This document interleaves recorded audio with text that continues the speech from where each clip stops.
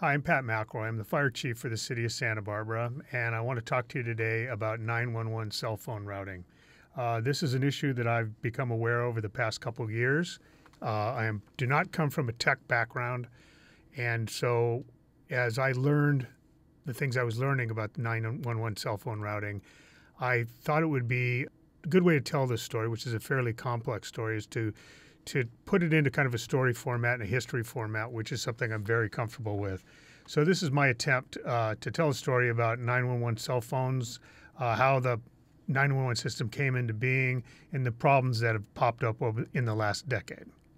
The 911 system was born in 1967. President Lyndon Johnson's Commission on Law Enforcement had recommended the creation of a single number to report emergencies. This was part of a worldwide movement.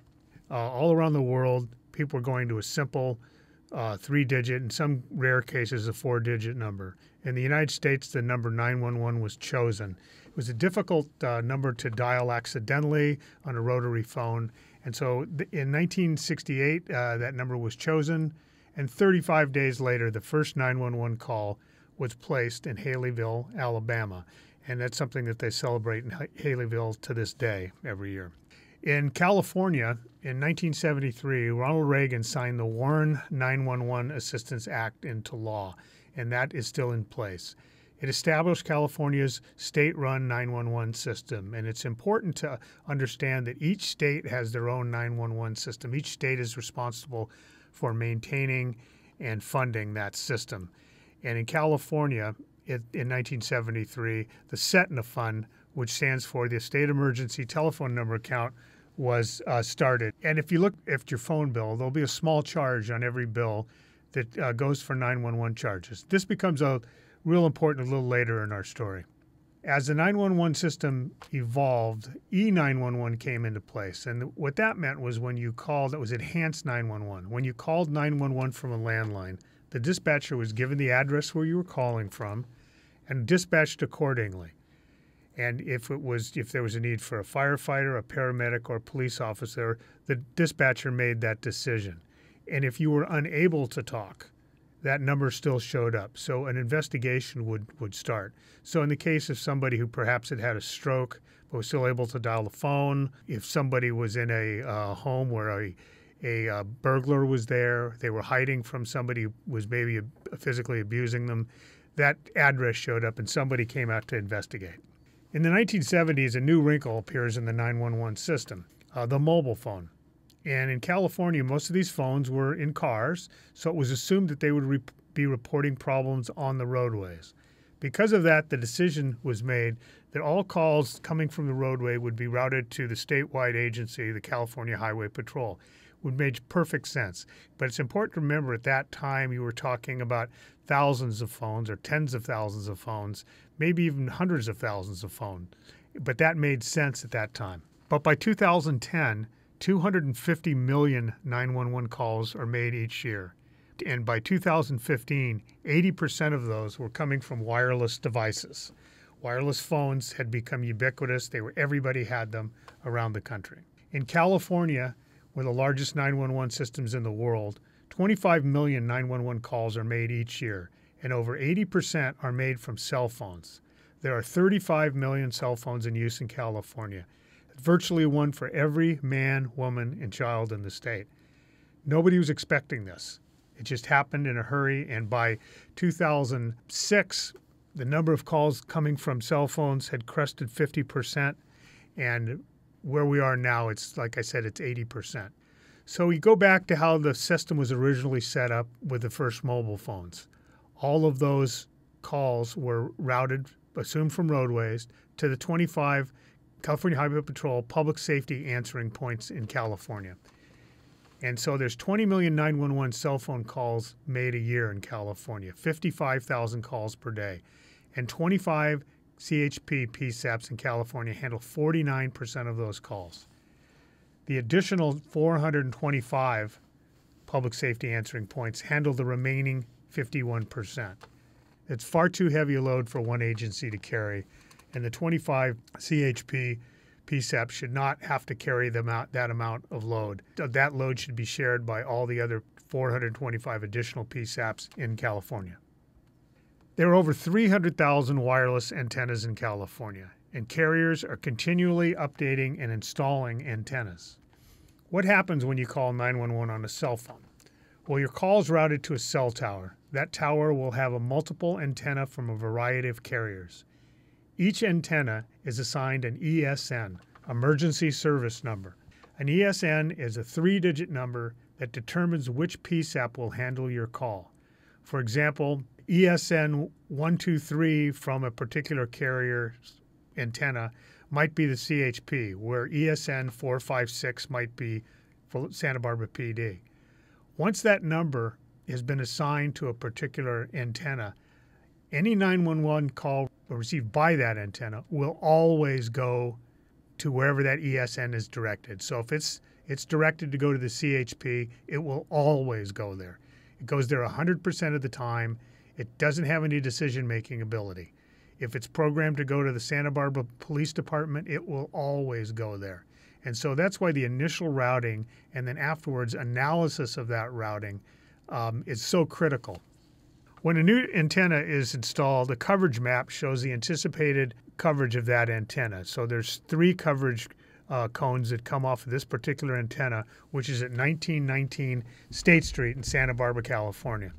A decision is made and the wireless service providers are then instructed which ESN is assigned to that tower.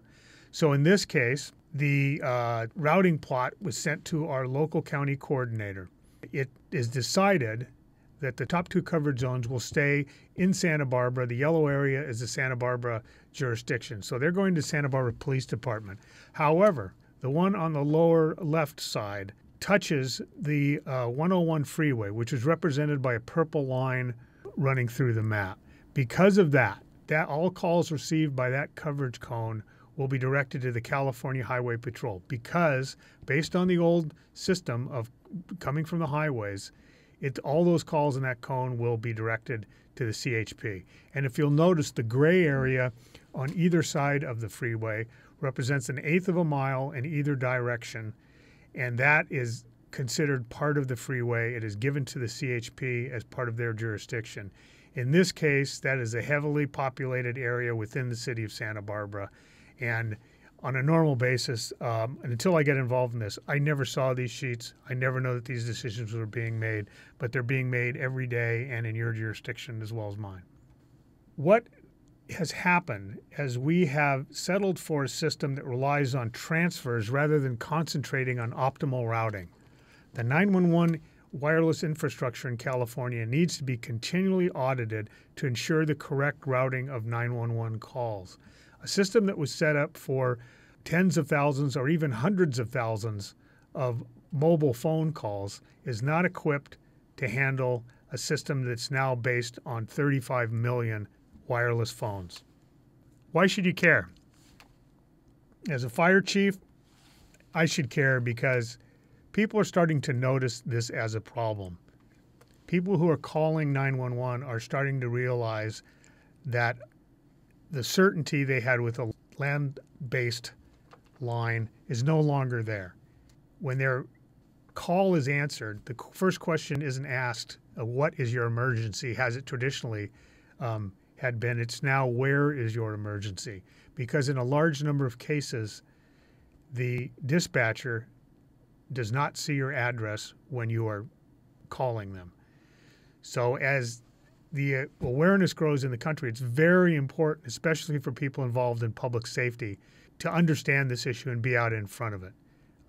People who aren't noticing this issue are entrepreneurs. Entrepreneurs who are developing workarounds to the 911 system, whether it be an app, connects you directly into your local public safety answering point. And we need to be ahead of that. The universality of the 911 system, its access for everybody, has always been the cornerstone of it. If we start breaking off into apps and workarounds, it doesn't do the country at large a good service. But the FCC in 2015 calculated that the number of American lives said to be lost every year because of cell phone imprecision in 911 is over 10,000 people. And that's a staggering number. As a fire chief, one of the things that one of my key metrics is response times. When can we get to intervene if you're having a heart attack, if a fire is started, if there's any type of emergency? It's how we staff our stations, it's how we locate our stations, and it's really the key metric for how effective we are as a public safety agency and certainly as a fire department. But more and more I'm finding out that I don't know accurately what my response times and in an increasingly large percentage of my calls are. We can only travel so fast. We have excellent dispatchers who process our calls while the firefighters or police officers or paramedics are turning out to respond to those calls. But what if I don't know how long somebody's had the call before me? If it's been transferred a couple of times, how long has that person been on the line? And currently, there's no way for me to find that out. It's key for things like heart attacks. The American Heart Association's chain of survival is a graphic that shows how important each step in the chain of survival is. And when any of these chains are broken, any of these links are broken, survival rate goes down. So intuitively, people reach for a cell phone on the scene of an emergency, and that may or may not be the fastest way to access 911. If there's a landline available, it's often a better choice.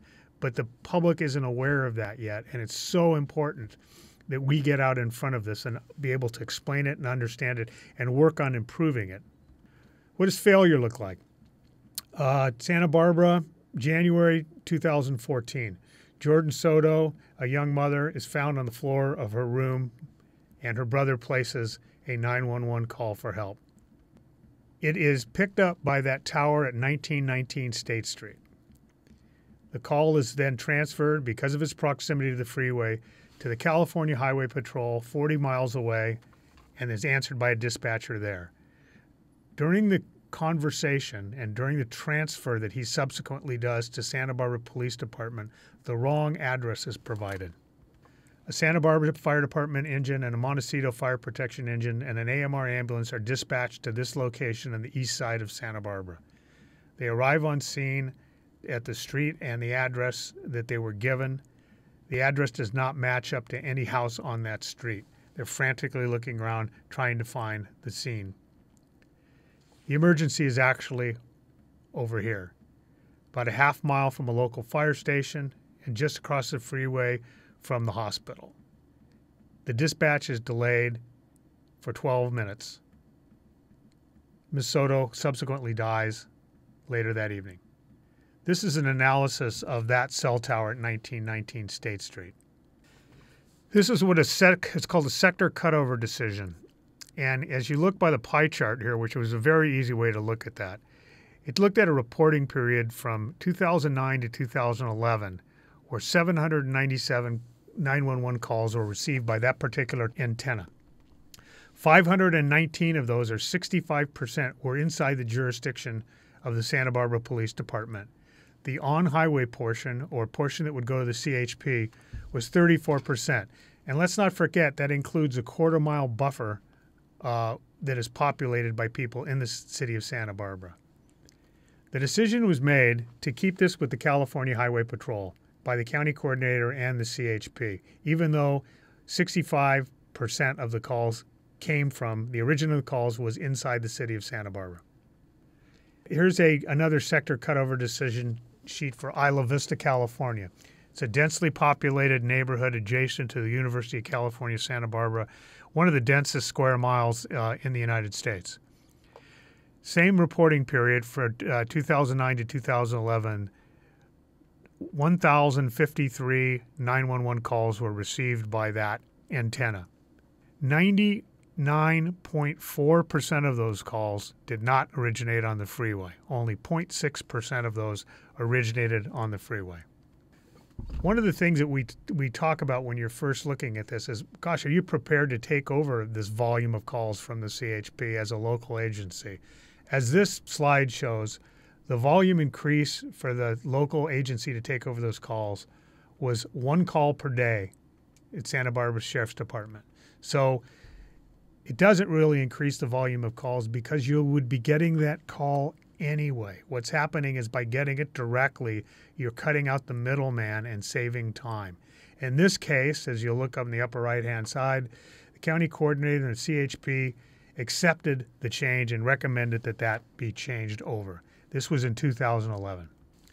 May 23, 2014, a mass murder takes place in Isla Vista.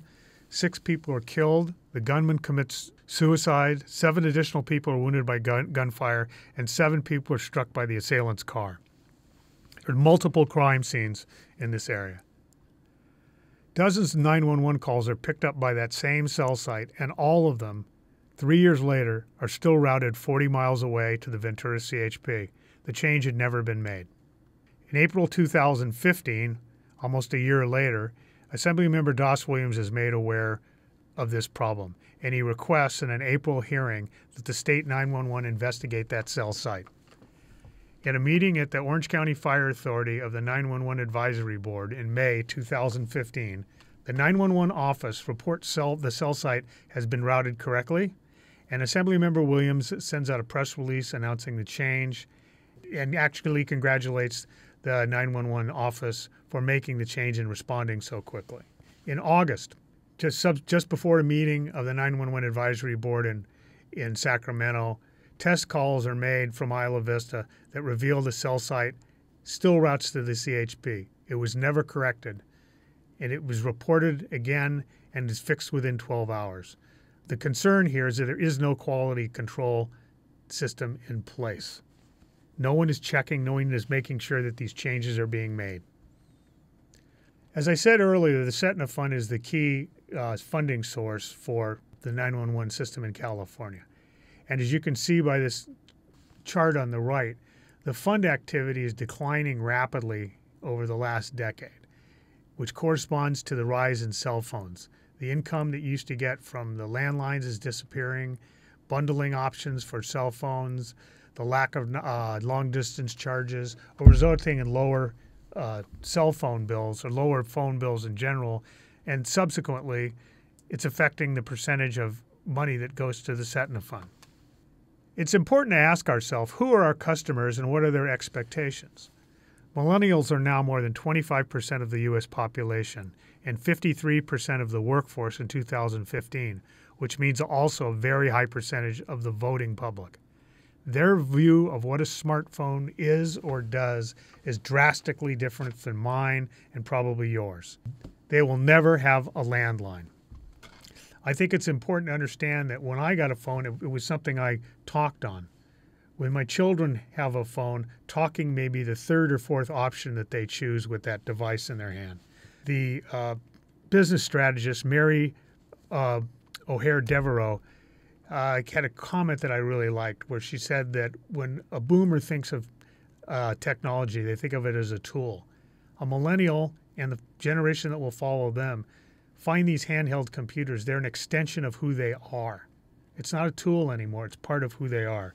So when you talk to them in a world where Google Maps knows where they are all the time, and you talk to them about this, it's so foreign to their experience that when I presented this program to college students, high school students, or young professionals, they literally laugh at me.